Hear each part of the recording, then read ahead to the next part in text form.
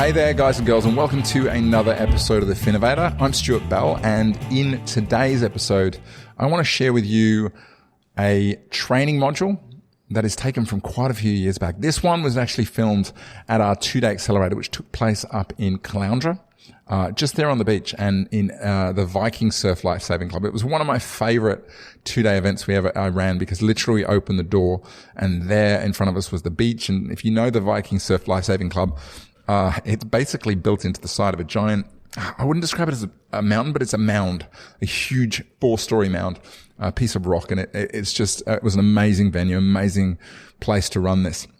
And our focus at this 2-day workshop, a lot of it was on marketing. Now, at the time, digital marketing was something that was relatively new in the advice space. There were some firms who were dabbling in it, but it, like kind of early shopping on the internet, when, going online and putting your credit card into any kind of website was just inviting them to steal every penny out of your bank account. At the time, internet marketing was relatively new for advice firms. And as I record this right here now, I've noticed a real shift where I have a number of practices on the program who are generating not just a small amount of leads from digital marketing, but a significant flow. One who recently has really mastered is generating 20 leads a month from digital. Now, obviously, when it comes with digital, there's all of these issues around volume and quality and all the rest of it. And all of these can be addressed by having a really strong new client engagement process. It's not just about weeding out those who don't match your model, but it's also about helping to diagnose and motivate those who may be coming in just to check things out rather than with buying intent. However, this particular session was one that I put together to represent something called authority marketing. And I still, to this day, believe that it represents a real opportunity and a frontier for advisors. If you go online, the number of, if you like, financial influencers or financial authorities online has definitely grown over the years. We love him or hate him. Scott Pape is one of those people, not to mention dozens of other financial influencers. Mr. Money Mustache would be another one. But the whole thing is, I've always wanted to see more advisors step into this space. Alan Smith is another one I should mention out there, one of our previous masterclass guests, who has done a great job, fantastic job on Twitter of really representing himself as an authority and just opening up the discussion. If you haven't followed Alan, please go and follow him on Twitter. You're looking for Alan Smith of Capital Asset Management, and please go back and listen to the episode, because it's a great one. But this one is really unpacking what authority-based marketing is. And funny enough, halfway through, we use an example of someone I think in recent times has really used the authority-based formula in order to build up a strong and engaged and very passionate, following, which is, of course, believe it or not, Donald Trump. But this is kind of the blueprint. If you're interested in creating content with the idea of representing yourself as a financial authority, which I think I'd love to see more advisors do that, and particularly do it to focus on a market, understanding the mechanism, how this works, because authority-based marketing is a formula. And when you understand the formula, it makes it much easier to target the right market, put out the right messages, and ultimately build up that following. So I hope you enjoy this one. As I said, it's going back a few years, but I think the rules or the formula behind it hasn't changed at all. And with more and more practices getting on the front foot with authority-based marketing, I think it's highly relevant. I'll step aside, and I hope you enjoy authority marketing for financial advisors. Rachel loves Batman. In actual fact, when we were traveling, we bought this off the street in, I think it was Phuket. We bought this Joker picture. Some of you have seen it in the background. Why so serious, right? And everybody always asks me, what's that about? And so because Rachel loves Batman, I came to love Batman. Batman is interesting, right? Do you know what the interesting thing about Batman is? He is unique in the superhero pantheon. Do you know what it is about him? He is. That's spot on. Brian, is this on? Yeah. Batman is the only superhero who doesn't have any superpowers. Just got money. He's a normal guy with a lot of money. That's spot on. And that's why people love it, because they connected with the fact that he's also a hero, but he's also a dark anti-hero, right? So people connect with that story. It's the one thing. Here's another one for you. There is one character in literature who is unique. He is very open and declared that he is a coward. But he is also the hero of every story he's in. Actually, there's two of them. They're in the same story. Does anyone know who this unique literary character is? Do you know? Scooby-Doo and Shaggy. The only self-proclaimed cowards who are also heroes. And the thing that's really interesting about that is everybody has a story. Everybody has a character and they have a backstory to it. You know what I mean? So everyone got a favourite character in literature. Do me a favour, turn to the person next to you and just share. If there's one character, it might be a cartoon character, a book character that you connect with, just turn to the person next to you, share what it is, and give a bit of reason as to why you connect with this character. I'll give you 30 seconds. Come on, Emma, what's yours? What's yours? All right, mine would be Hermione from Harry Potter. Lovely. Yeah. What is it that appeals to you? Everybody, what does it appeal to you about Hermione? I was always really bookish growing up and there you go. Connected with that. Lovely. I actually call my daughter Hermione, so there you go. Who's got another one? Was there one over here? No, we were shit.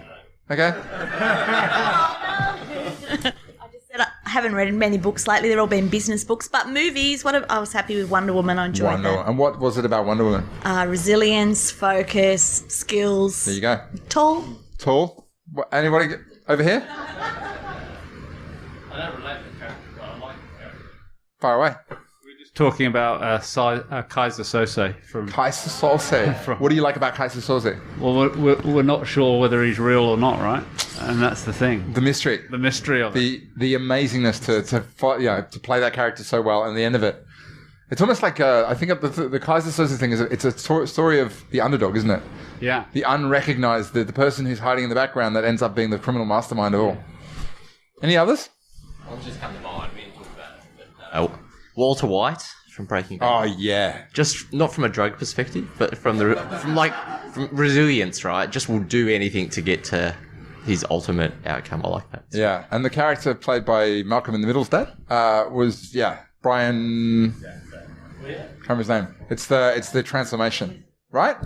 What do we notice about some of the characters that we like? We relate to them, right? There's some aspect of them that we see ourselves in. You with me? Stories are key. Stories are also predictable. Everybody knew what the story was, Star Wars was before it started. Because it's a classic story. It's the wizard and the evil emperor and the young hero who meets the old mentor with the two guys. It's been told before 100 times. It was told in Homer's Iliad. We knew who the bad guys were. We never asked, why do the good guys want to destroy this order? Because we just go, right, we assume that it's good guys and bad guys. When you tell a story, it's not just about you.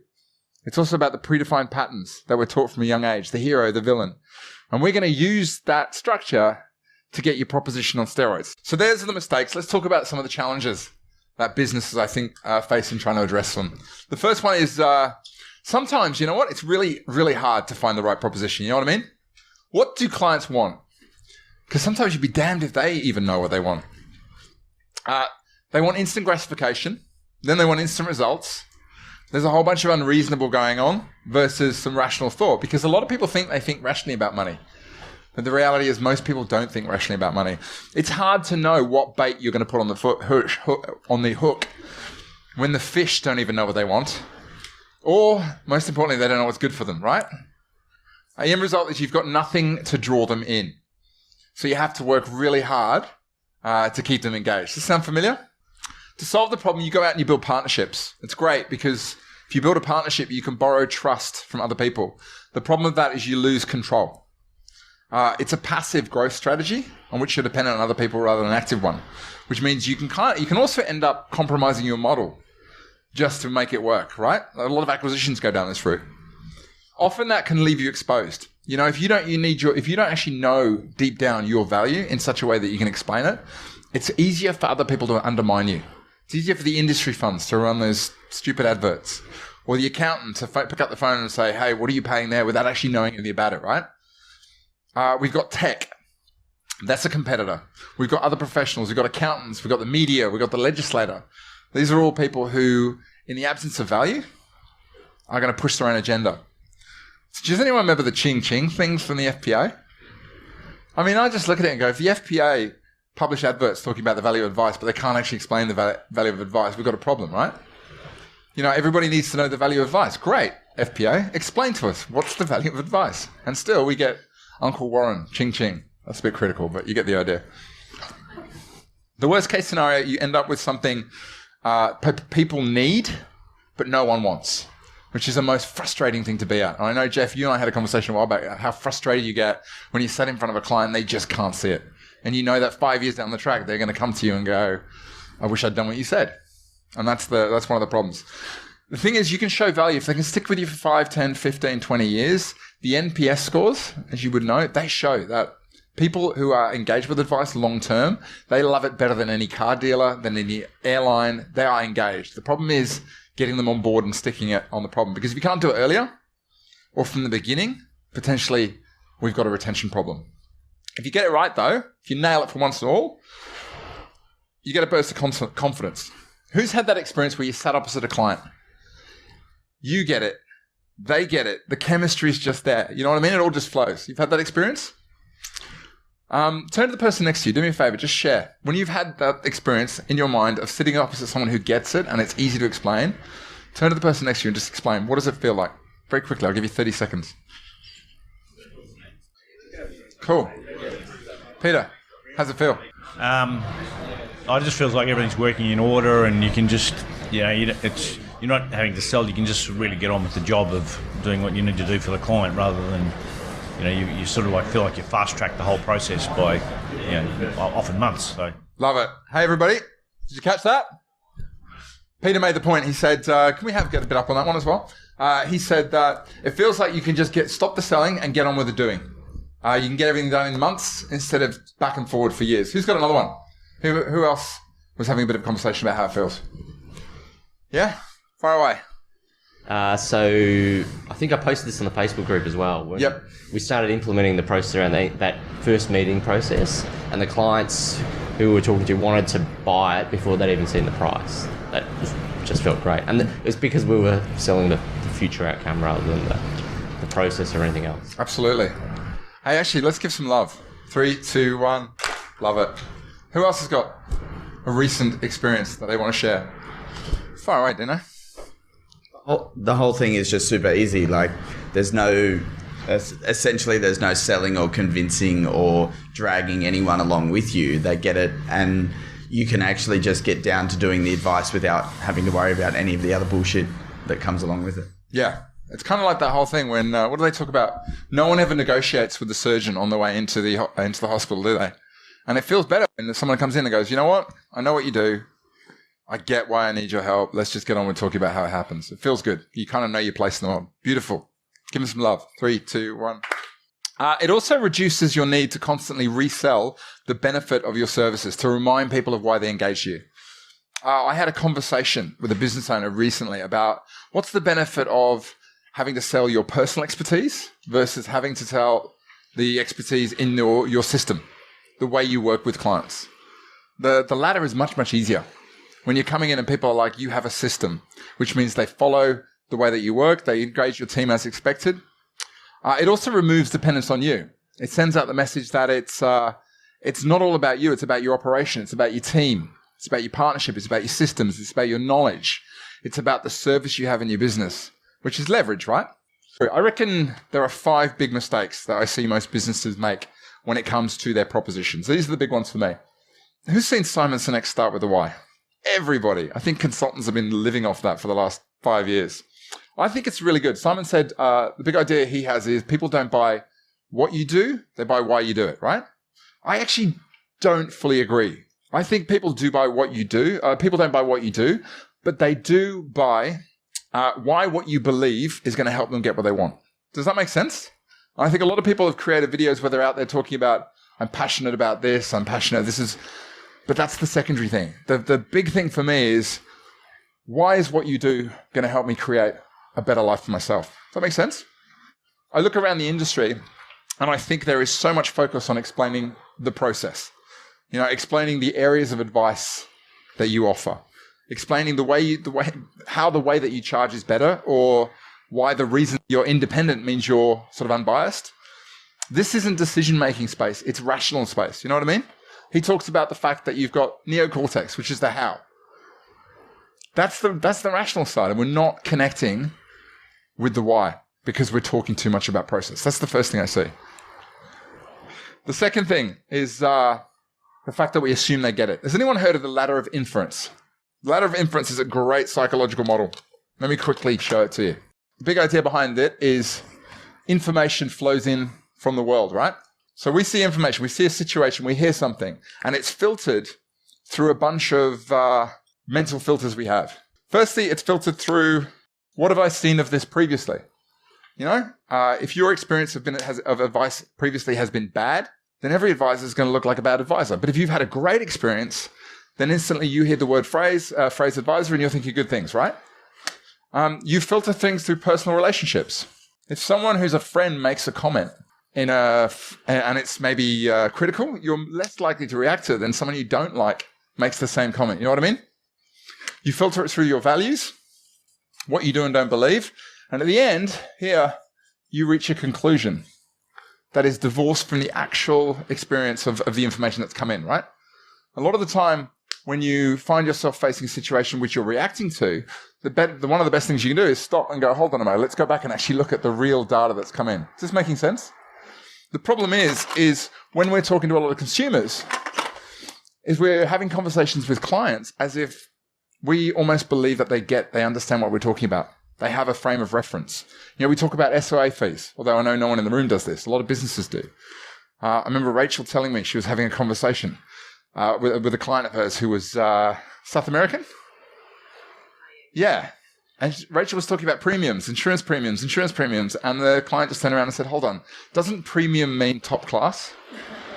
You know what I mean? It's a fee. We have a service offer that's laid out with any real explanation in detail of, you know, why it's needed. There's kind of no story, and it's a lot of specifications. I don't think it's about education. It's about clarity, giving the right information at the right time. Make sense? Can you see over there? Good. Second thing is selling advice. Charles Revson, who was the legendary marketing manager from Revlon Cosmetics back in the 50s, he was once asked, what's Revlon's value proposition? And his answer was, in the factory we make cosmetics, in the pharmacy we sell hope.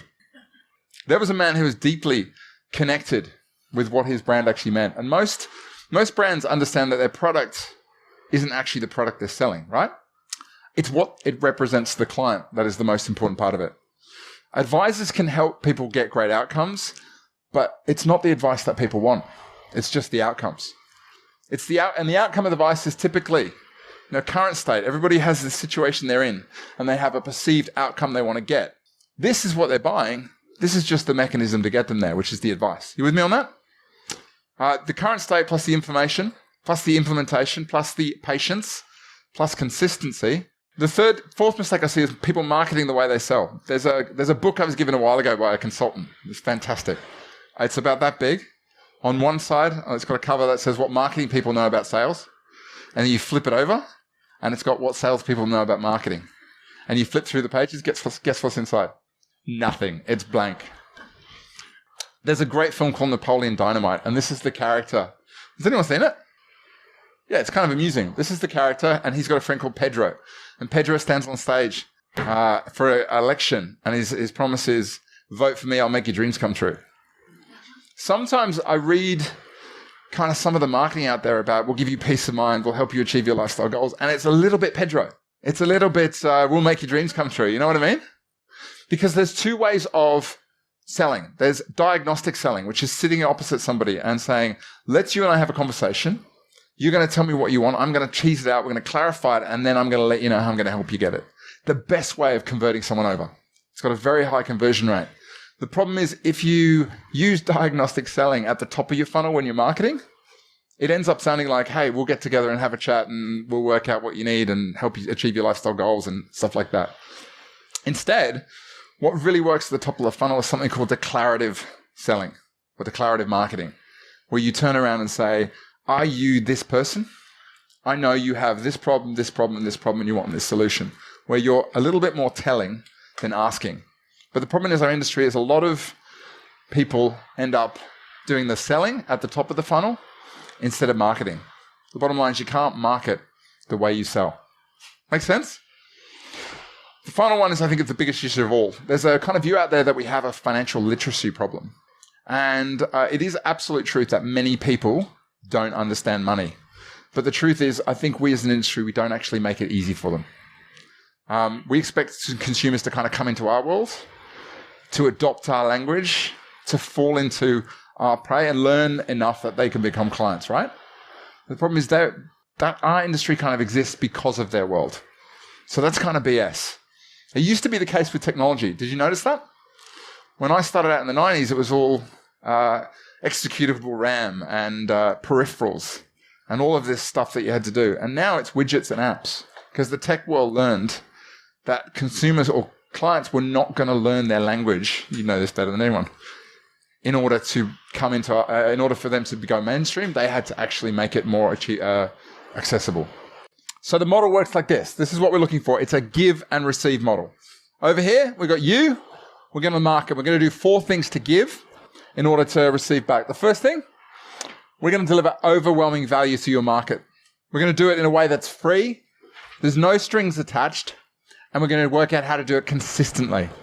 And by giving these things to your market, 4 things are going to come back. You're going to fulfill an existing demand for information. That's going to give you the opportunity to get invited into their world. That makes sense? Not have to interrupt, but get invited in. In doing so, you're going to create demand for more information. And we're going to trigger a word that I really struggle to pronounce, which is reciprocity. Thank you. And in doing so, we're going to build up you, your firm, your message as an authority. And we're going to do it consistently in such a way that gets you in front of the right people, the people you want to deal with, and enables you to get cut through. Sound good? If there's one word that for me really sums up what a great proposition gives you, it's authority. Authority for me gives you the power to get people's attention. It also gives you the power to influence people in a positive way. It gives you the ability to get what you do given greater respect, assigned greater value, and to have more people listen to what you got to say. I think there's too many advisors and advice businesses out there who are battling against the sea of bland. The message is kind of getting lost. You know what I mean? We're lifting that opportunity to get more people to act on doing stuff sooner and therefore get on that right track from the beginning. So today I want to give you some tools that are going to enable you to potentially go from being, a face in the crowd to being someone who has a platform and a message and the means to kind of stand on stage and say, this is what we stand for and this is what we stand against. In other words, an advice authority in whatever specialization or market that you're interested in doing. So authority is the power to get people's attention without having to dump water on laptops. It's the power to influence people in a positive way, and it's really the ability to get permission to have what you do. It's also an amplifier, generally speaking. It enables you to amplify the message that you want to put out about money. It enables you to amplify your impact, amplify your profile, hopefully amplify your reach.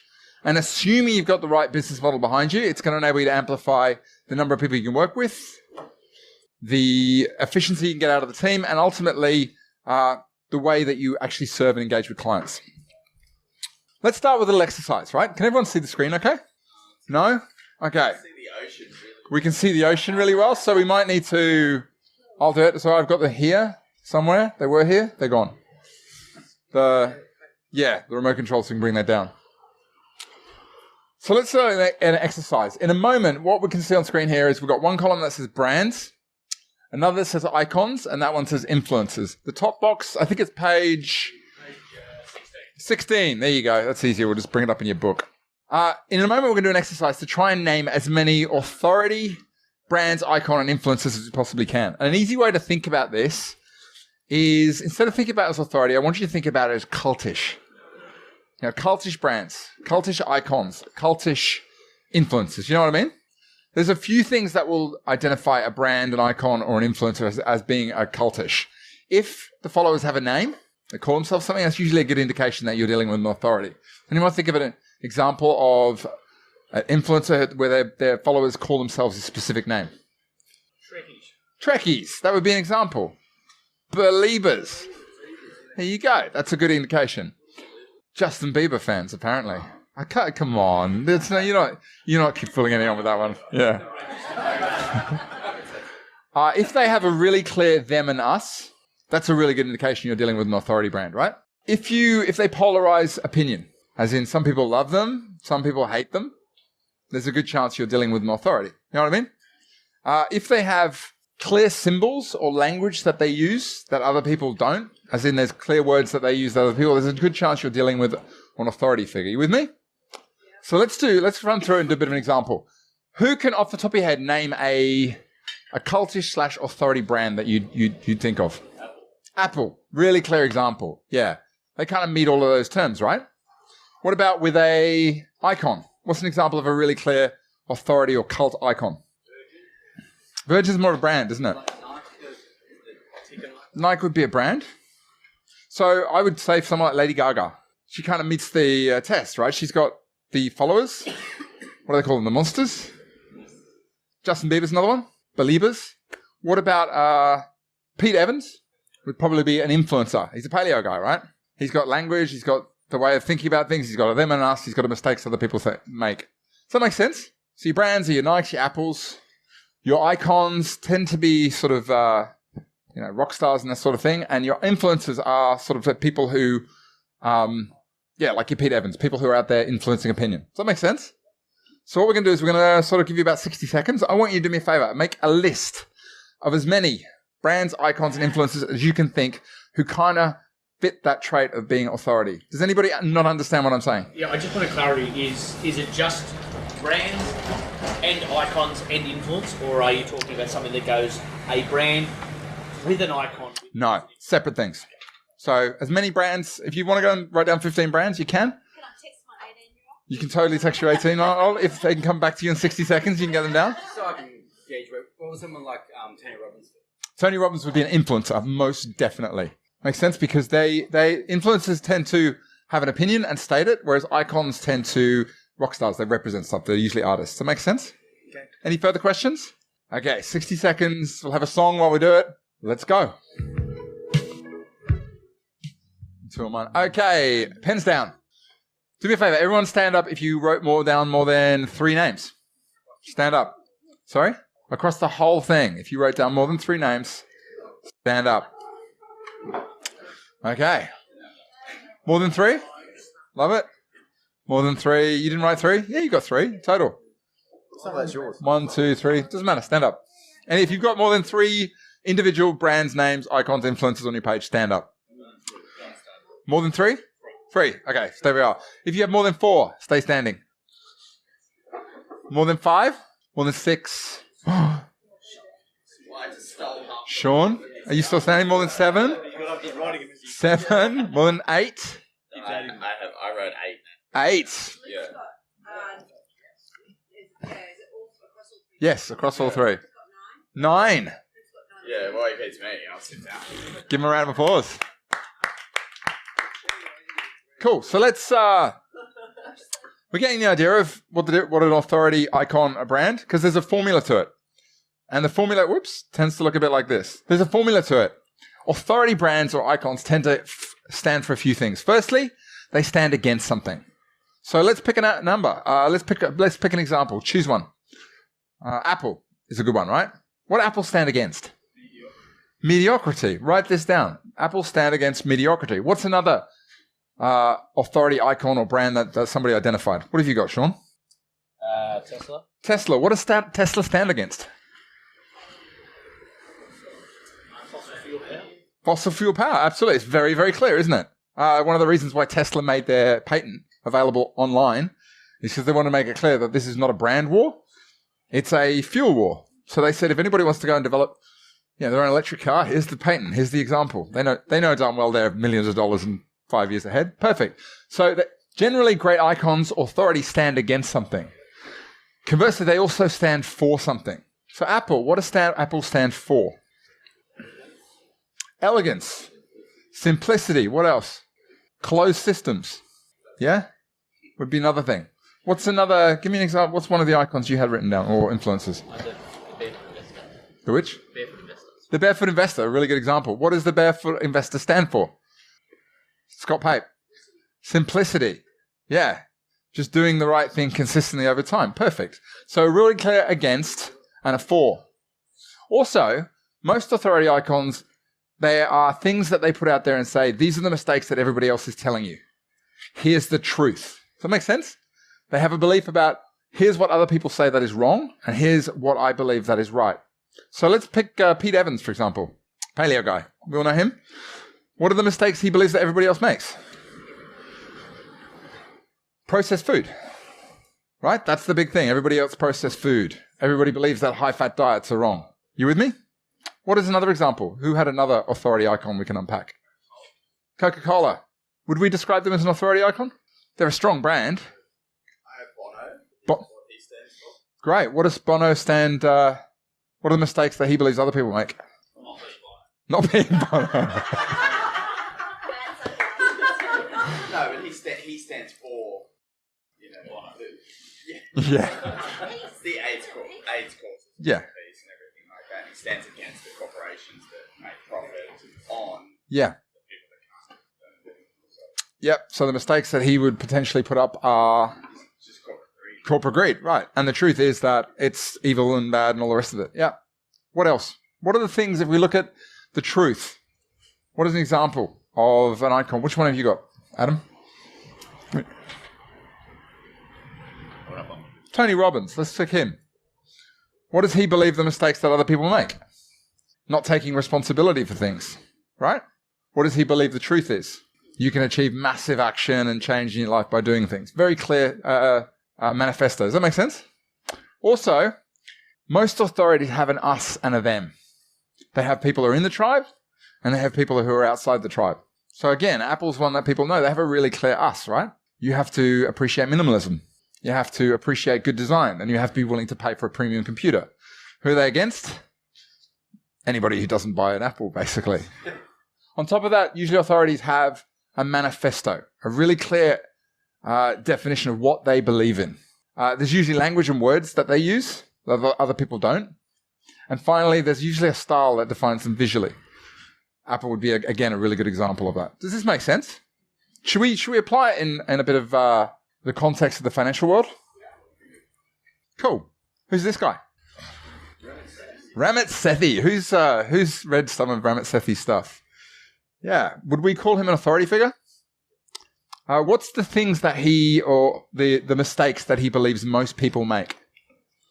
Is he pretty full on about that? Say again? Not having a system. Yeah, absolutely. There's a great blog of his called Why Personal Finance Experts Will Continue to Give Worthless Advice. That's a pretty big us and them, right? And he talks a lot about having a system. People that don't like him would say that he's hard sell and gimmicky. He very much polarizes opinion, and he also believes that a certain way of selling advice. That makes sense? He's got a really big following in the US. What about this guy? Scott Pape. Who's a fan of Scott Pape? Not too many people. I subscribe to him purely just to see what he's saying. Yeah, why do you think... Yeah, why do we think that people in this room might think that maybe he's a bit of a hypocrite? He does polarize opinion, right? What does he believe? He believes in doing it yourself, right? He also who's his them? Financial advisors, right? Exactly. Does he use language that's specific to him? Yep. What is it? Mojo account. Yeah, by the way, there's no conflict of interest if I recommend my very own Mojo accounts. But yeah, again, he's an authority because he has a very specific position. He takes a position and has a strong view on things, right? What about this guy? Robert Kiyosaki, Rich Dad, Poor Dad. What are some of the things that he believes? What's his manifesto? Has anyone read this book? So what are some of the things that he believes that maybe other people don't? Believes in business and creating money and perpetual income from sound investments over the long term, rather than money working for you, rather than you working for money. Yeah. So. A big part of his manifesto is he believes that poor people are poor because of the way they think about money, and rich people are rich because they think about it differently. Again, polarized opinion. What's another thing that he believes is that your primary resident is not an asset; it's a liability. That's something that would polarize a lot of people's opinion, right? He believes that his them is employees and the self-employed, and his us is people who aspire to have passive income. So very, very clear authority. Is this making sense? No, this guy, Paul Clitheroe. He's been around for a while. What makes him an authority figure? the success of his business, I suppose. He's grown it and built it and sold it. So he crystallised that Australian icon, I suppose. That grassroots built up to success. Yep, iPack, big success story. And he used that to build. And iPack was a business that was built on a very specific manifesto, which was a type of advice, a way of delivering. Very clear, us and them. Anything else?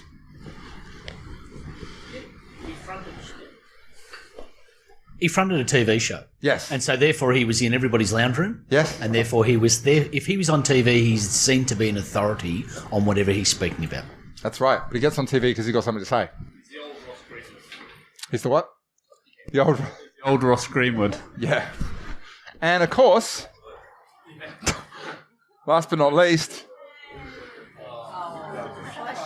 Koshi. Do you know Koshi's actually one of the biggest tech investors in Australia? He's got more fingers in more tech pies in this country than probably any other tech investor, and he uses his platform. What does he believe in? Or what's his authority figure? Isn't it Koshi came up with the smashed avocado thing? Was it Bernard Salt? There you go. There's another authority figure. He's got this persona, hasn't he, Kochi? And he revels in it. What is his persona? He's the daggy dad, right? He's the relatable hero with a message, and he's an expert authority without having to be authority, and dabbles in everything. What's the commonality between all these things?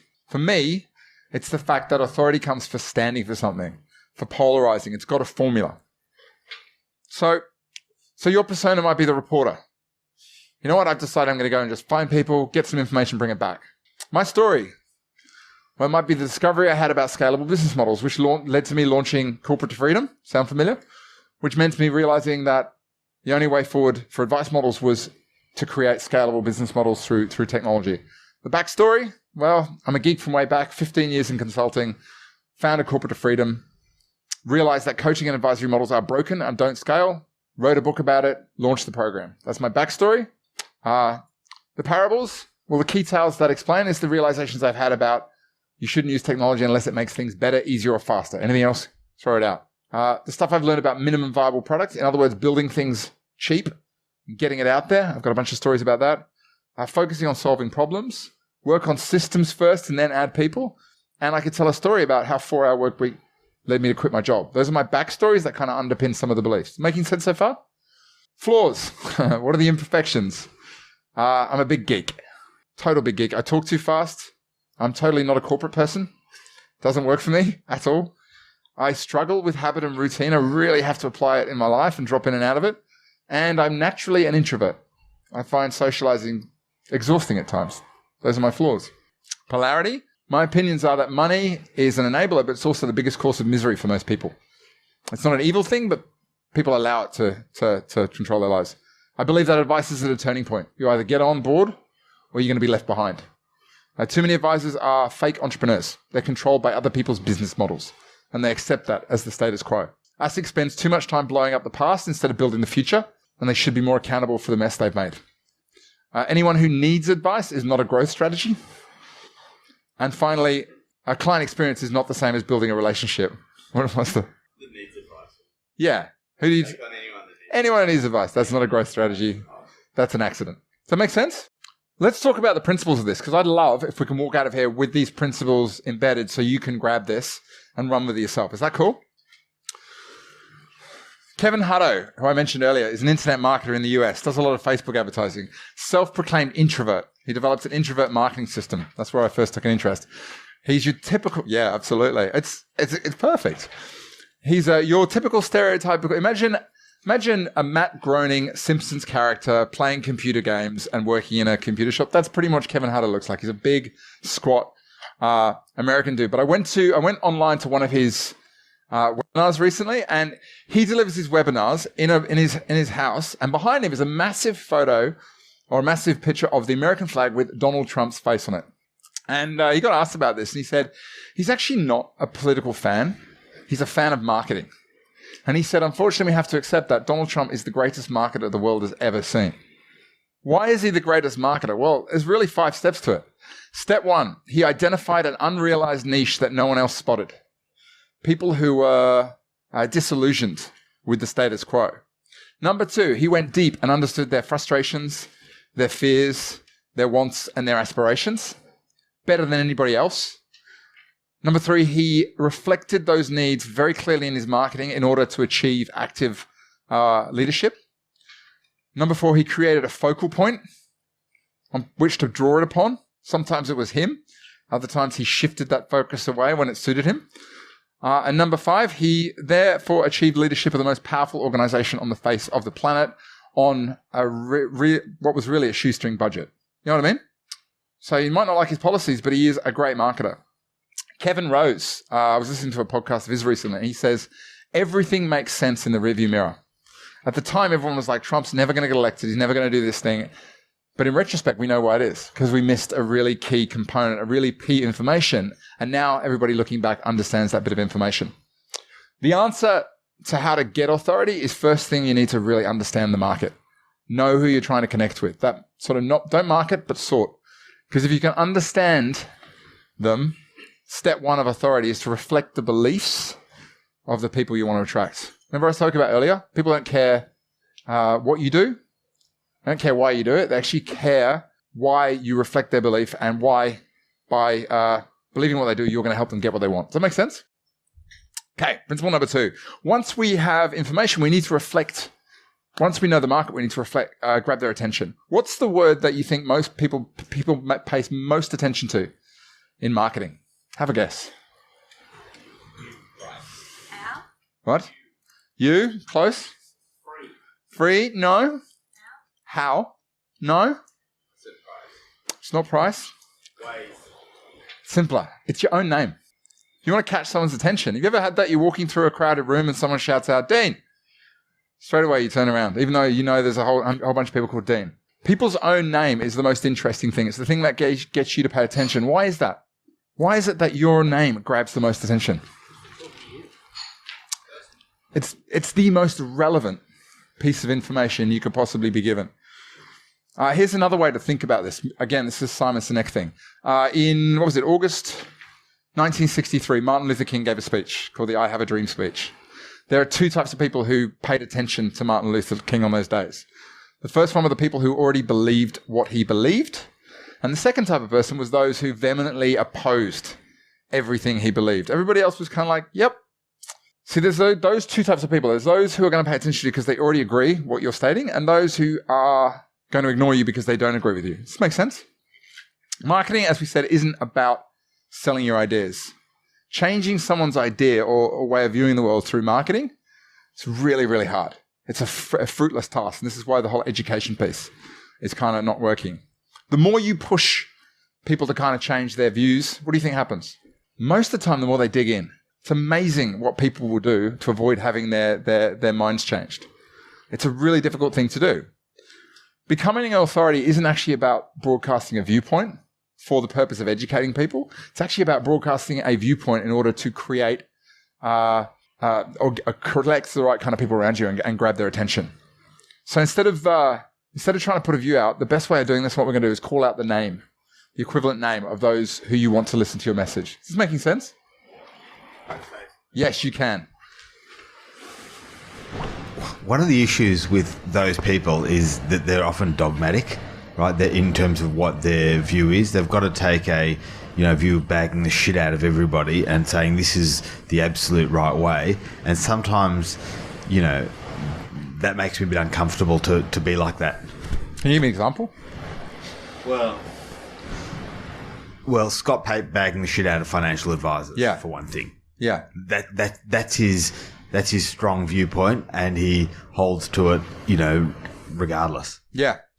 So what could you do to that? Start bagging the shit out of Scott Pape.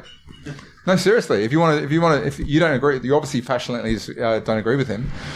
I don't not agree with everything he says. I think he says it makes a lot of sensible points.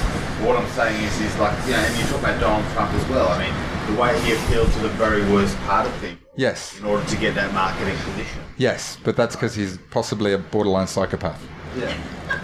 But that's. I remember we've had this conversation with a number of people. One of the biggest problems of the world today is people who don't have necessarily the best intention will pull these tactics out left, right, and center, and they'll get people to follow them because they're promising the dream. While people who do have the ability to give great advice and help them aren't doing it. And that's why I want to help you get that message out there. So we don't have to sort of try and educate people from the front, but we can get their attention, draw them in, and make them realize that there is a better way of doing this than following the spruikers and that lot. Does that make sense? To do this, we're going to need to take a position. We're going to have to make a call about what you believe in. We're going to make it clear who are your us and who are your them. This is something that a lot of people get concerned about. They ask that question, well, what happens if I offend someone?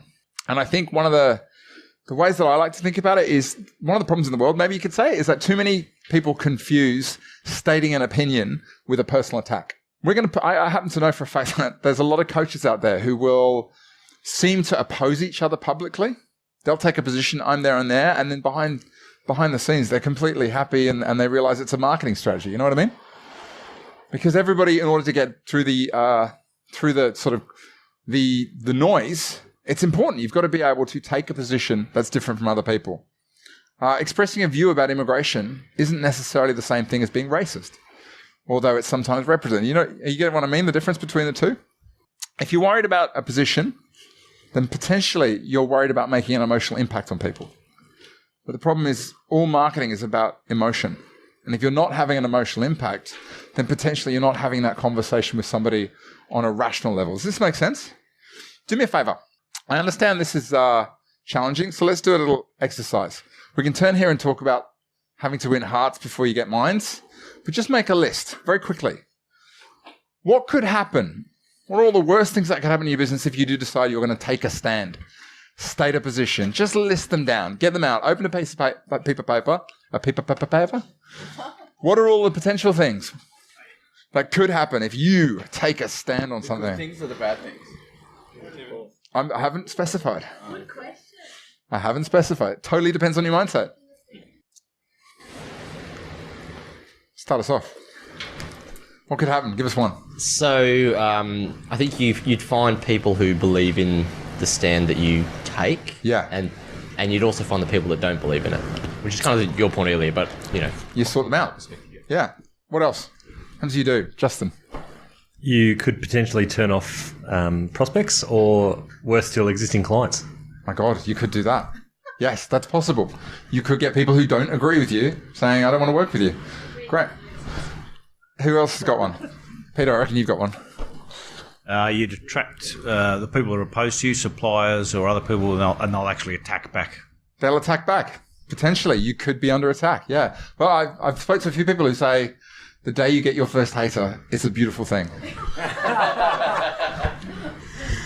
What if it works?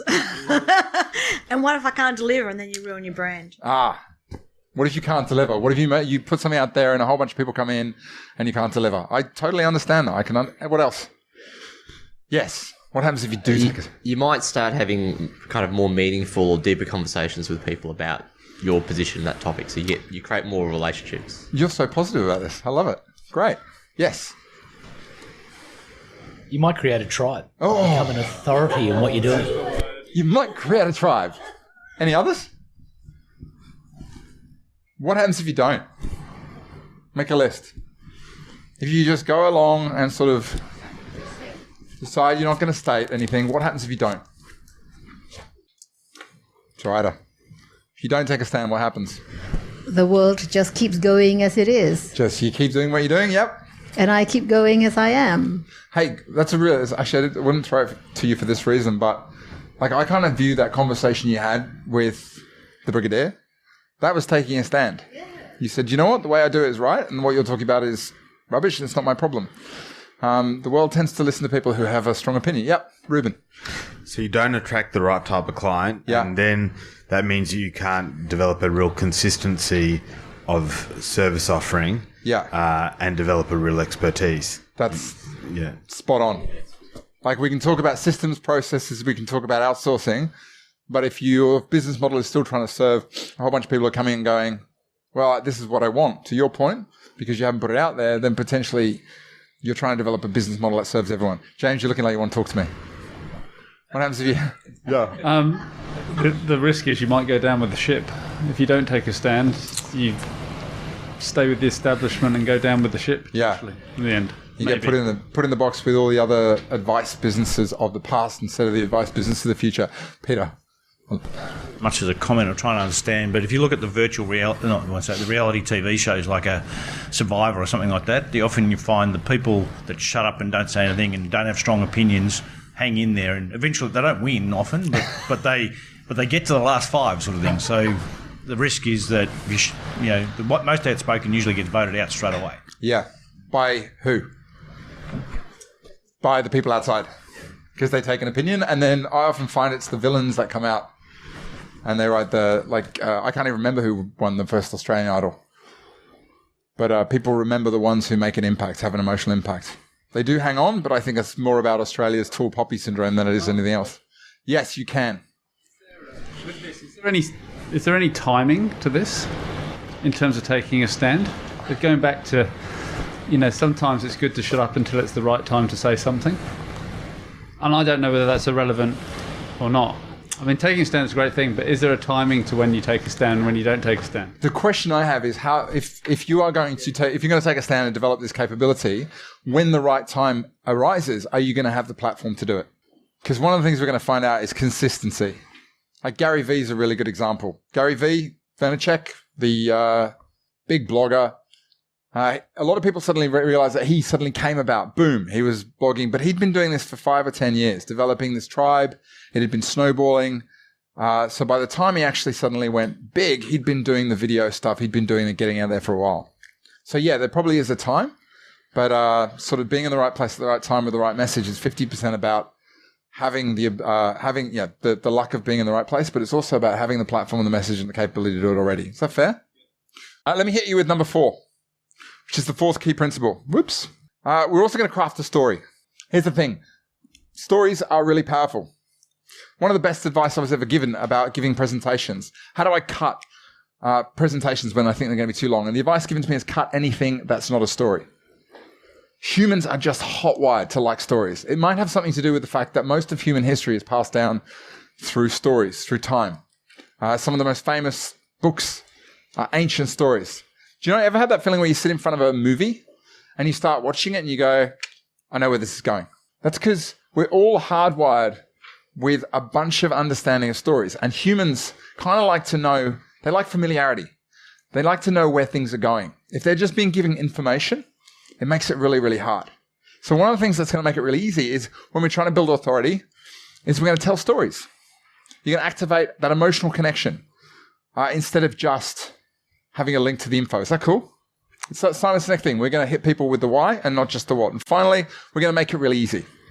One of the biggest issues, and Paul will talk about this tomorrow, is trying to take people from I've just met you to first appointment to converted. It's far too quick. And he'll talk about the value of playing the long game. Apple, for example, know that your journey from an iPhone to a MacBook is on average about 3 years. And they know each of the stages they need to hit along the way, and they just fill up the funnel. I put forward the idea the prospect that just said no to you is probably on the beginning of a journey of realization that they need your help. And to do that, we're going to lay out steps that they can take one by one to eventually get them to the point where they're working with you. Is that cool? I want to build your platform. You ready? Who's not ready? Good.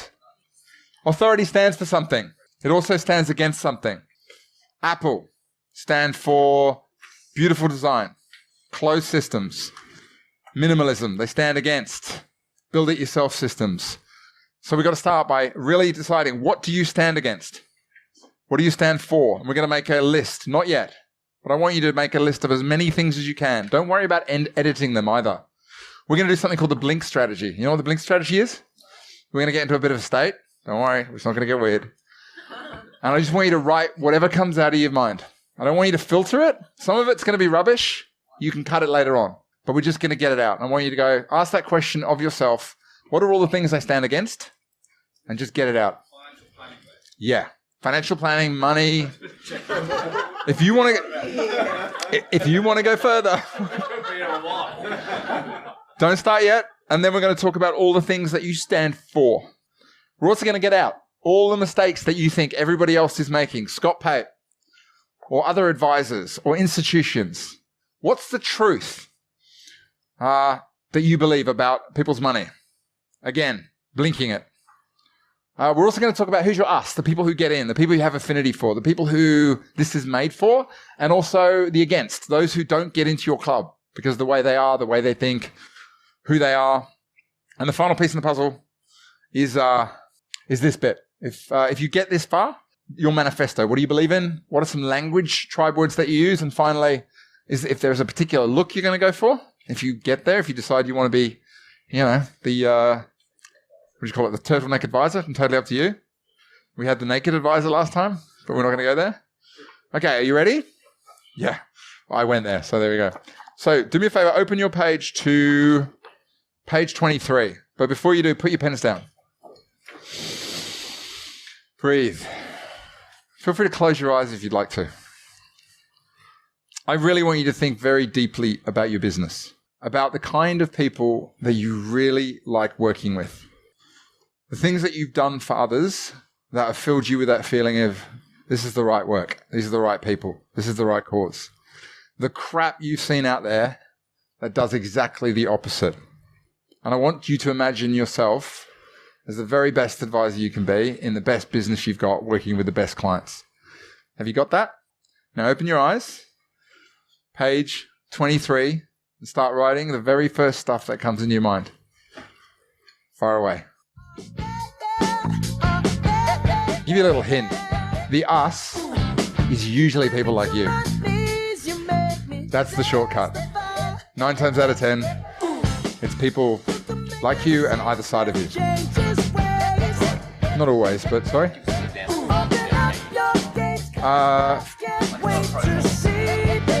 No, it's like people who. Usually it's a belief. Like people who believe that every business is now an online business.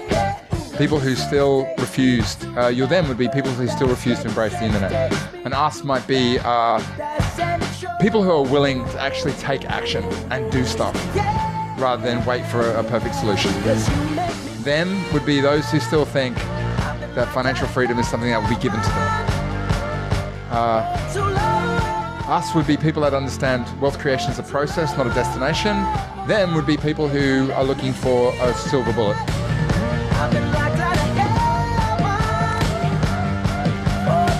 Us might be people who want to partner to co-create wealth. Them might be people who expect everything to be done for them.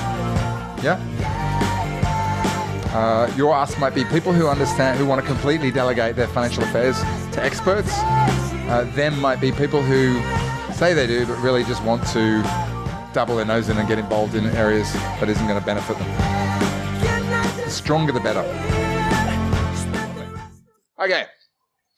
Once you've got really, really clear on the stuff you're for and against, you might want to sit down there and put together a manifesto. Has anyone put together an investment manifesto or a mandate? If you haven't, we've got a copy of it I can share with you, but it basically states really clearly that these are the things that underpin the way we give advice. We believe that every client should be treated individually. We believe that we don't believe in giving execution-only advice because we don't like to assume that people know what they need. We don't work with complex products, might be another one. I believe that wealth started early is better than taking massive action later on. I believe we should only work with clients for whom them paying our fee will result in them getting a result that's 20x the investment they made. That's kind of the manifesto. Does that help? Language. So what are some of the words that you commonly use to describe what you do? You might decide, you know what, we don't talk about a rainy day fund. We talked about a fun money. That's something that Peter Diamandis says. She's changed that word. Talk about a budget. You talk about, I think it's a fun plan. You might not talk about risk management. You might talk about lifestyle continuance. But you might want to choose some words and grab them and say, these are our words. Tim Ferriss, I think, talked about in one of his blogs. He coined the word ideal lifestyle. If you've got some words in there that you want to own and use consistently, that's where you'd put it. I'm going to show you a little bit later a document that we have internally for doing exactly that. And finally, the look. If you want to wear a suit and tie, then go for it. But if you don't, and you don't want to advise that way, then do you know what? Take ownership of it and decide, you know what? I'm going to look a certain way. I'm going to behave a certain way. I'm going to wear certain things. If you want to be like Ben Nash and you want to be known for the beard, then make it your thing. Put it down there. For example, you know? Sorry, It's not. I would not recommend growing a beard, Zoida. Feel free. I made a decision a while ago that I don't like ties. I didn't understand them. I don't like them. Sorry? I've got really sensitive skin and it scratches. So it just made, same. So I just made a decision. Doing that same exercise, why do people wear ties? What does it show about them? I have no idea. Jack, why do you wear ties? Why, Jack? There you go. So, for example, waistcoats. Except you keep hiding in another beard. But the tie offsets the beard. People like consistency. And if you're the guy who always wears the black shirt, or you're the Steve Jobs who always wears the turtleneck, or you're the guy who always wears, the shirt with no tie, or the waistcoat, or you always wear black, or you're the impeccably dressed person. Olivia Sarah Lacheur in CBA always wears something pink. It's just her personal brand. And if you want to go that far, it works really, really well because people have something to know you by. Colourful socks. That might be your thing, whatever it is. Does that answer your question? Brian? We got so if you're wearing what you're already wearing, if you enjoy wearing a Armani suit or whatever the thing is, just do it, but own it and say this is the way that we dress. So does that make sense? I'm going to attribute this again. Russell Brunson, great online marketer. He wrote a business called .com Secrets, and he talked about creating what's called an attractive persona. And he said there's 3 parts to your story. The first one is you need a role. The second thing, you need a story arc. And the third thing, you need a core element. And when you put these 3 things together, you give your audience a reference point they are familiar with so they can go, cool, you belong in that box. So they can identify you. You with me? Second thing, we create a persona they can relate to. And the third thing that happens is we create consistency. Should we create a story for you? Cool. So here's where it works. First, you need a role. And there are 3 basic roles. You've got a leader. And a leader's role is to take the audience from one place to another. Most leaders have a similar backstory to their audience. They've got practical insights into the story and the road ahead because chances are they have experienced the road ahead. In other words, they've already achieved the desired result and they're seeking to help others who want to replicate it. Most advisors who are leaders tend to be those who have applied the principles for themselves and they've created their own wealth and strong demonstrable results. Make sense? The second one is adventurer or a crusader. The adventurer is curious but doesn't have to have all the answers. Typically, the adventurer is on a journey to understand the truth about a certain area of focus. They bring back the treasure from a journey and it's transformational. There is similarities between the adventurer and the leader with one difference. The leader has already been on the journey. The adventurer is going on the journey with them, or they can bring back the answers to share. Does that make sense? So the adventurer is more like a light on the hill. Let's go. Let's nail this. You with me? The third persona you might want to adopt is a reporter or an evangelist. This is most appropriate if you're someone who's not necessarily blazed a trail, but you're really keen on something and you've got passion for doing it. To do so, you might play the role of finding other people who've got the information and facilitate the sharing of that information with people who are attracted to you. With me? It's a very common path trodden. For example, Tim Ferriss. He gets access to people who brings you back the information. Tony Robbins recently, Money, Master the Game. Classic reporter. In other words, this person goes out, fills themselves with the wisdom of others and becomes the oracle by default. The third one is the reluctant hero. This is the humble person who doesn't really want the limelight or fuss made over their achievements, but you know what? They know they have information that can provide value and not to share it would be selfish. So they step into the limelight ready to share the story. For those, the drive here is a moral compulsion to make a difference. And this is actually a natural default for many people who find the spotlight uncomfortable. Is there anybody who's sort of gravitating to one persona over the others? Yeah? What's yours? The adventurer. Right. The adventurer. Cool. All right. Wonderful. That's good. Good that someone's dropping out. The story. We've got 6 options story-wise. We have loss and redemption. In other words, I had it all. Something happened and I had to fight my way back. Scott Pape. You read his book? It starts with, I lost everything in the fire. Loss and redemption. People connect with that. They're like, okay, it's a loss thing, so it must be getting back to where we're from. They see it, they want to follow it. It's one of the reasons why people watch the same movie and read the same book over and over again. We like the experience of the story. Us versus them. It's a strong force. You polarize your audience against a perceived opponent, draw them in close and capture their hearts as well as their head. Ramit Sethi's criticism of personal finance experts. Classic us and them story. This is why I'm going against these people. This is what I'm struggling with. Before and after. Sounds similar to Loss and Redemption, but it's not. It's about the former requires a fall from grace. The other one doesn't. It just requires a transformation. Any big-time Silicon Valley success story is a before and after.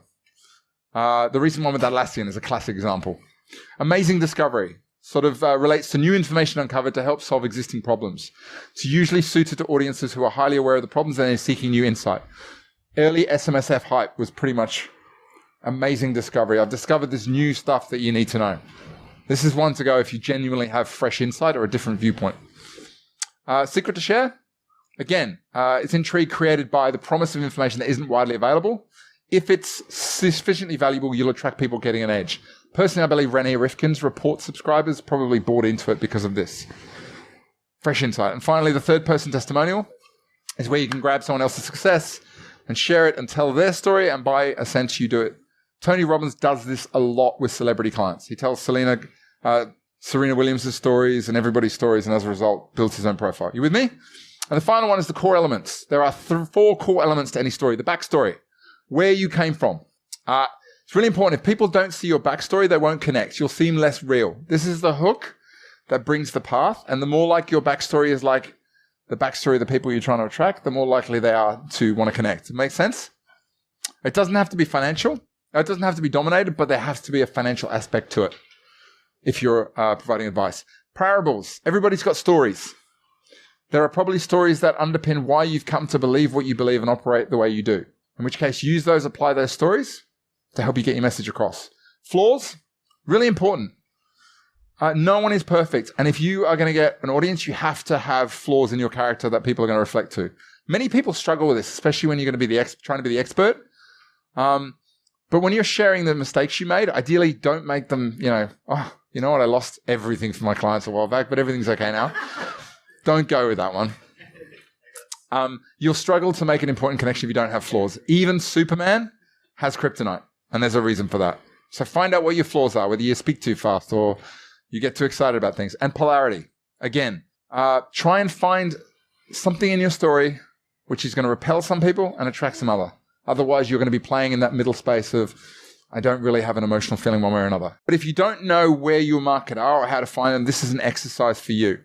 And I think if you have a really clear market and you're already getting a bunch of them in, then stick with the one. But for a lot of businesses, they've usually got a core market, a secondary market, and then they've got a place they're experimenting in. And that's why sometimes it's useful to go around and work out 3 markets. But I'll take you through sort of how it works. If you want to work through this with me, you can. I'm going to give you an example of a filled out version here. So for example, if I'm working it out, I'll go, right, who are my target clientele? Who are they? What kind of fish am I looking to catch? In this case, first ones are business owners, typically in particular professional services. Let's say my secondary market is young executives. And the third target I want is entrepreneurs of a mature, established businesses. Where would I find them? Well, I reckon for business owners, it's probably LinkedIn, business networking groups, and possibly professional institutions, media groups, etc. Making sense so far? What's the free cheese? Everyone understand the free cheese thing? There's a guy called Dean Jackson in the States. He does a lot of marketing. And he says he tends to think about prospects as being like mice who are attracted by 2 things, or they want 2 things. They want to eat some free cheese and they want to avoid cats, right? And he says they're a bit like people, because people want good stuff and they want to avoid all the crap in life, right? He says the problem is most advisors don't realize that we're cats. So whenever you offer a first appointment, they filter it through that ladder of inference and they think that sounds like a meeting with a cat. So what's the solution? We've got to offer free cheese. And free cheese is usually a low hassle, easy way of getting what they want. So what are the kind of thing that business owners in professional services want? Well, the free cheese would be ways to get more leads, more business efficiency, great technology, case studies of success, and a way of getting business wealth across into personal wealth or personal freedom. What about young executives? I reckon it's career tips, opportunities to engage with senior executives, salary guidelines, and probably some specialist investment opportunities. So I feel special. You know what I mean? For entrepreneurs and mature established business owners, I reckon free cheese is stuff like business sale valuations, ways of getting their business wealth across their personal wealth, succession insights, and probably some property investment opportunity. And finally, why? What's the result they're going to get? So if we work together and we scale this mountain called personal freedom, what's the result they're going to get? Well, for these guys, it's probably being able to step away from the business, able to bank on revenue and profit, and finally be able to play in their genius. Young execs, I reckon it's to become a financially independent executive, as in someone who's working through choice rather than through necessity. Save tax, get paid what you're worth, and achieve wealth before your career expiry date, which is generally the date when you get made redundant. Over here, entrepreneurs, passive income, tax-free income, a nest egg, and a next phase of life. That makes sense? So you can get really, really clear. You can ask yourself some questions. Do I have a hot market in front of me? By going through some really key things. I think the 5 basic questions you should ask yourself when you're looking at your target market and working out whether it's reasonable are, can I access them? In other words, can I get them through my existing network, or am I having to create new networks to get with them? Does that make sense? So I'll work through the example actually. So for example, with business owners, can I get them? Yeah, I can get them through social media. I've got a list of them and I have existing relationships. What about young executives? You know what? They're less accessible. I don't know that many, but I reckon I could work with them via mediatories, which is spelt wrong. Mature firms. Well, I can't access them, but I reckon a lot of accounting partners can. Make sense? Need. Are they aware that they need help and they're actively looking for help? Business owners, some of them, but not all of them. Young execs, I reckon no. Many executives will feel they already have it all under control. What about mature firms? Well, I reckon they're becoming very aware of the need, but they're probably cynical about advice. And I'll talk about this need thing in just a second. Can they afford to work with me? Now, for those of you who offer advice at a low price point, this may be an easier answer, but for those who have very specialist stuff, this is probably key. Can they afford it? For the right business, absolutely. For the young execs, yeah, but they need patience because the outcomes might take a few years to manifest. Mature firms, absolutely. What about affinity? Do I like them? Again, ask yourself the question because you're going to have to work with them. Credibility. In other words, do you have a story or history that is going to enable you to be credible with them in person? And then you can add your own 2 in the bottom there. Do you have the skills? Do you have a model? Do they have a willingness to work with you the way you want advice? And typically, if you go through that process, you're going to be able to define the way to get hold of them, but also really importantly, whether they're the right market for you. Does that make sense? Because it's much, much easier to build authority in a hot market than it is to create authority in a bunch of people who don't really need you, can't afford you, and aren't willing to work with you the way you want them to. I'm racing through this because I want to get to the good bit next, which is one word on need. Remember we talked about one of the key things is understanding where they're at on that need realization scale. Yeah? There's 2 extremes. Clients are either going to be over here, they have low awareness of the need for advice and your help, or they're over here. They totally believe they need an advisor and they're seeking the right one. In other words, they're either cold, they're unaware, or they're starting to get warm, which means they're problem aware, which means they understand the problem. Solution aware, which means I'm starting to realize I'm looking for a solution. Product aware, which means actually financial planning might be the solution that I need to look for. And then hot, as in they're just literally shopping. The way that you will engage them will depend very differently on where they're at. So clients over here who totally believe they need an advisor and they're seeking the right one, it's literally get out of their way. Here's what it costs, here's what's in it for you, and here's how you sign the dotted line, right? What kind of clients would sit over there, in your opinion? Delegators, yeah. People who've got some money, don't want to mess it up, don't want to lose it. Time for family, aged care, absolutely. I just need someone who sounds good, let's do it. Great. Next stage over here, you got someone who are researching solutions or starting to go, you know what? Maybe advice can solve that problem. The kind of things you'd be doing here is social proof, testimonials, case studies. You'd work scarcity. Scarcity is very useful in getting people to act, as in I only work with a certain bunch of people, only take a board on. I'm running a workshop that's only got 10 people in it and provide incentives for them to solve the problem. Does that make sense? Over here, starting to realize they may need help, starting to research solutions. You just need to reflect what they've concluded they already need whilst presenting your proposition in the angle of it. And on the other hand, when they don't feel any advice, this is where you need to be telling stories, sharing metaphors, and really explaining how things work. Does that make sense? Who feels they've got a client base that's predominantly over here? Put up your hand. Okay, most people? What What about over here? Sort of researching or realizing that it may be... what about over here? Starting to realize they may need help or starting to research? Cool. And how about don't feel they need advice and aren't looking? Who's not sure? Who's not going to raise their hand no matter what I say? Perfect. Cool. It's really important to know that, because if you go out and try and market to a group who don't know what you need and just start talking about here's what we do, it's just not going to have the impact. So that's going to drive a lot of what you do. There's a step 2. It's really about grabbing attention. I wanted to share this with you.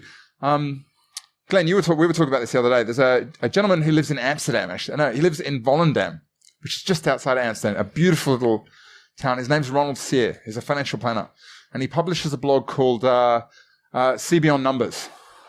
And I recently read a post of his, which was really, really good. And I want to share it with you. And by the way, I'm telling you his name and that you should go and check out his blog, because I think whenever you find information that's really, really useful and you use it, you should always attribute it back to the people who write it. I'm going to show you a bit about that later on.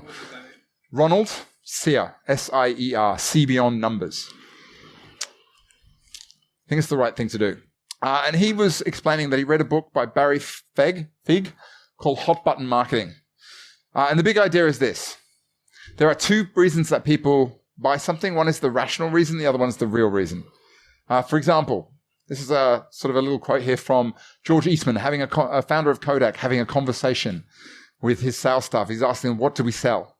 And they said, oh, we sell photos and we sell film. And he was like, no, we're not selling any of these. These are byproducts. Kodak sell memories. Memories of good times. Memories of family. We're creating memories. Anybody who's watched Mad Men will have seen that episode where they talk about it. See, the rational reason might be the photo or the camera, but the real reason is to capture a moment in time. And if you can get to the bottom of the real reason people get advice, then you stand a better chance of lining up behind it. Let's play a little game. I'm going to give you a product or a service. I'm going to ask you the rational reason, and I'm going to ask you the real reason. You ready? Fashion accessories. What's the rational reason? Fashion stuff, yeah. Keep yourself warm. Functional value. Yeah. What's the real reason? Sorry? It's not. That's close, but it's actually to feel part of a social group. It's totally social acceptance. People dress a certain way because they want to feel like they belong to a group, or they want to be seen as belonging to a certain group. Uniforms come in many different shapes and sizes. Let's try cosmetics. What's the rational reason people buy cosmetics?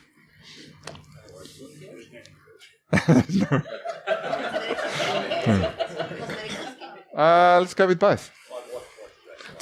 Some people say to look after yourself, to look good. What's the real reason? Vanity. To look the best you possibly can at any point in time, right? What about underwear? Why do people spend a lot of money on underwear? What's the rational reason? For protection. Protection. It's comfort. Yeah. What's the real reason?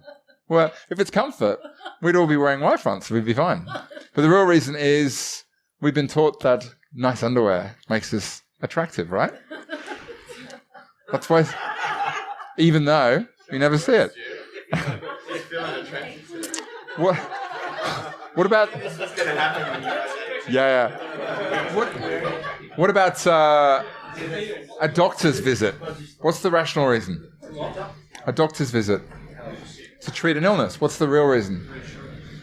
To control your health. People go to the doctor in order to not get sicker, right? What about diamond ring? A diamond ring. An engagement ring. What's the rational reason? Because they have to get married. Sorry? Want to get married? Yeah. To express love?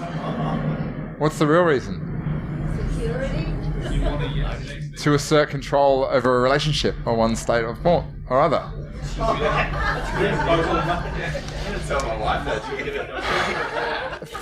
What's the rational reason people get financial advice? To reach their financial goals. What's the real reason? It actually depends. It depends on the hot button. And on page 22, this is Ronald's done some fantastic work here. Yeah, there's another one. Stephen Rice has got the 16 motivators of all human behavior. There's possibly a little bit of similarity, but I really like this one because it's specific about financial advice. So let me run through it quickly. And I want you to sort of be listening and working out whether you have a particular prevalence in your client base. There's a good chance that you're going to hear it and go, I've got a little bit of everything. But I think if you can identify maybe one or two, that'd be good. There are certain types of clients who engage with advice to feel in control. They generally are buying advice to make their lives better, but their goal is to remove the fear of unknown. In other words, take control of their own destiny. They want security and certainty. They are betting against change. So if you're an advice firm and you've got a lot of clients that you want to attract in this space, and you're talking about innovation and doing things differently, there's a good chance that's not what they're looking for. These kind of clients are more Warren Buffett, you're betting against things changing, than they are Elon Musk. The service elements that are really relevant here are reinforcing the value of advice well and often. So your clients in this space, it's important that you're, through your marketing, consistently talking about that. These are the guys, Ursula, I know we talked a lot about this when we were on the thing. You need to add value to these before you sell them in order to build trust. Authority works really well. If you've got a book or a presentation or you present it, they have a lot, enjoy a lot of this. Paul Clitheroe would be an example of an authority in this space. And social proof is really important. So if you've got a business full of this, case studies are your rocket fuel. Make sense? Some people want to feel special. Or more specifically, clients who want to feel special want to engage with advice to show that they are part of a peer group or that they are better than their peers. It's not snobbery, though. It's actually just another element of social belonging. Clients in this space will not admit to you that that's why they're doing it. They'll rationalize it another way. But deep down, this is their core motivator. If you're in this space, then your office and appearance has got to meet the standards of that. The service is going to be talking about what you can achieve. You would want to put clients on a pedestal on a regular basis and roll out the red carpet, and you probably need to charge a significant fee and only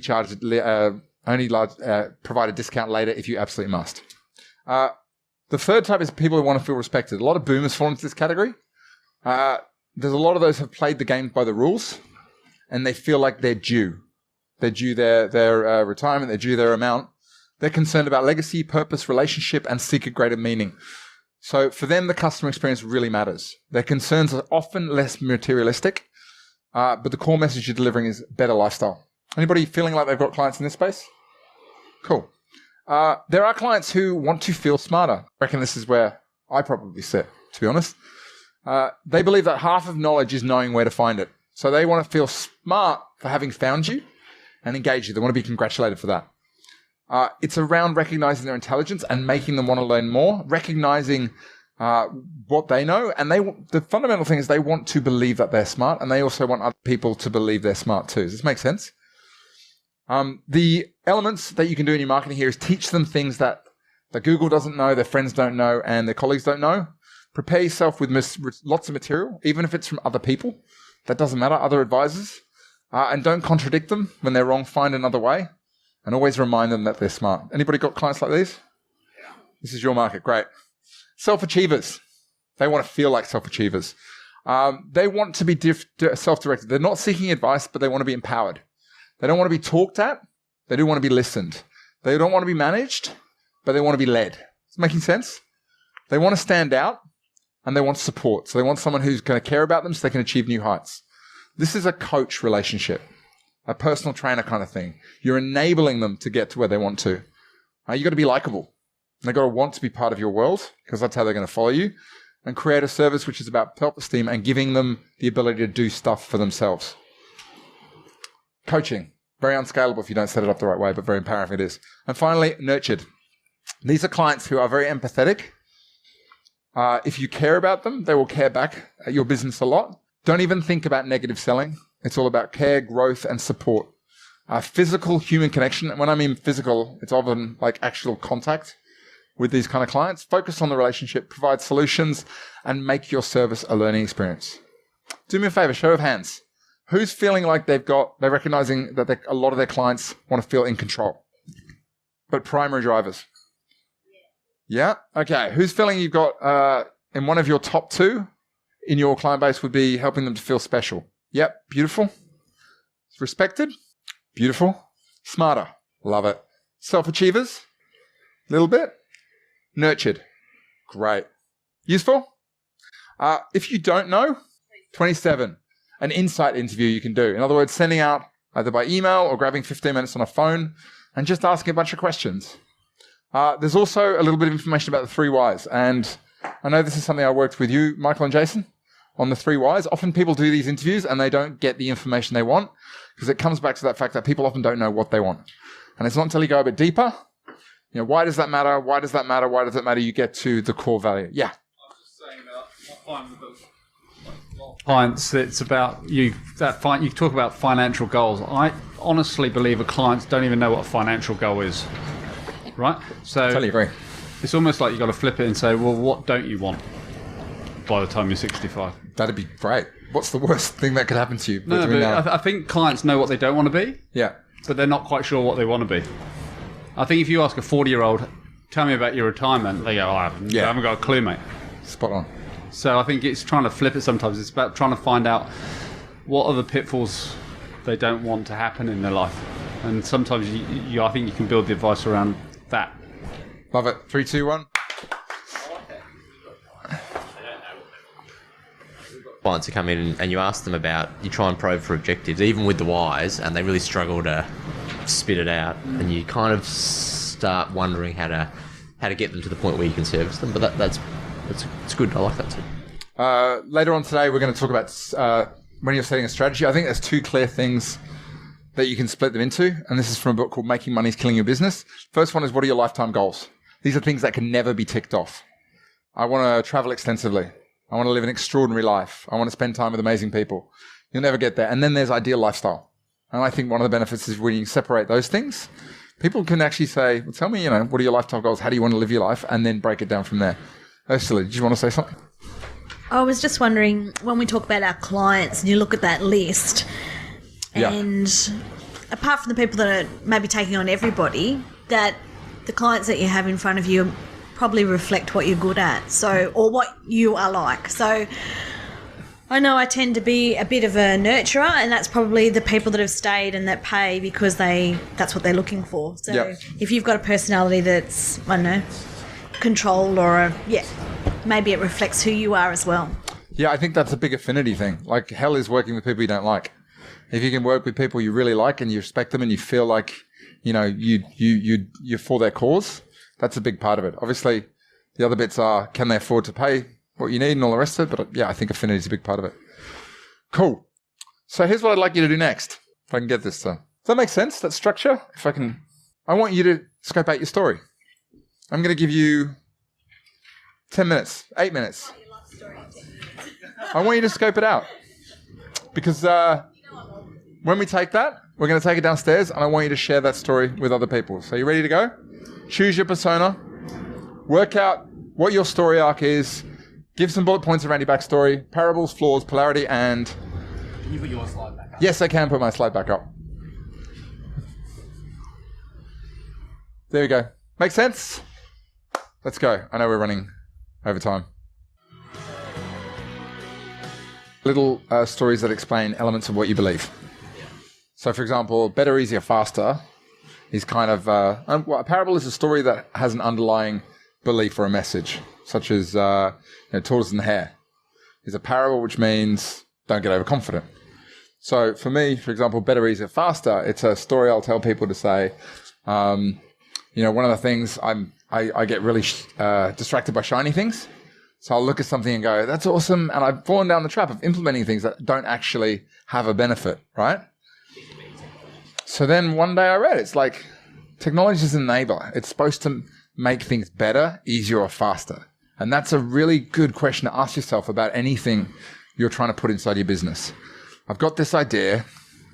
Which of those 3 things is it going to do to make things easier? And that's a story which people can go, great, I've got the story and I understand the message underneath the story. Yeah? If you actually download Scott Pape's Barefoot Investor book, first chapter, everything's free. The first chapter is all story, metaphor after metaphor after metaphor, just underpinning. It just sets you up straight away for, here's what I believe. He's telling parable after parable, all wrapped in this idea of loss and redemption. It's a really good example of it. So that was authority-based marketing for financial experts. I hope you enjoyed it. As always, if you have some feedback or you'd like to leave a comment, please do. If you leave your name, I will actually acknowledge you as soon as I read the comments. Just want to put it out there. It's, I believe we just hit the beginning of 2024, and I am now beginning work with a number of practices, and I love starting work with practices at the beginning of the year because we can do everything we need to lay down tracks, and that includes 3 to 5 year vision, strategic plan, really breaking down those projects and planning it really, really well, and most importantly, setting down a methodology of implementation, which we call the sprint system. If you are interested in working with me this year, please head over to ourdiary.com.au, check out the Practice Evolution program, or alternatively, if you are interested but you'd like to kind of see a little bit more of what I do, head over to the same site, check out the free portal, and you can sign up. Jump into our Practice Success portal, which is where it's a single sort of platform that I use for clients, former clients, and of course subscribers and people like yourself who listen to the podcast and want to sort of get more involved. So please head over, put in your application to be a participant, and we'll get you set up in the system, and you can see for yourself what I'm all about and what I can do for practices. That's it from me. I hope you enjoyed this episode, and stay tuned next week for another episode of The Finovator. Take care.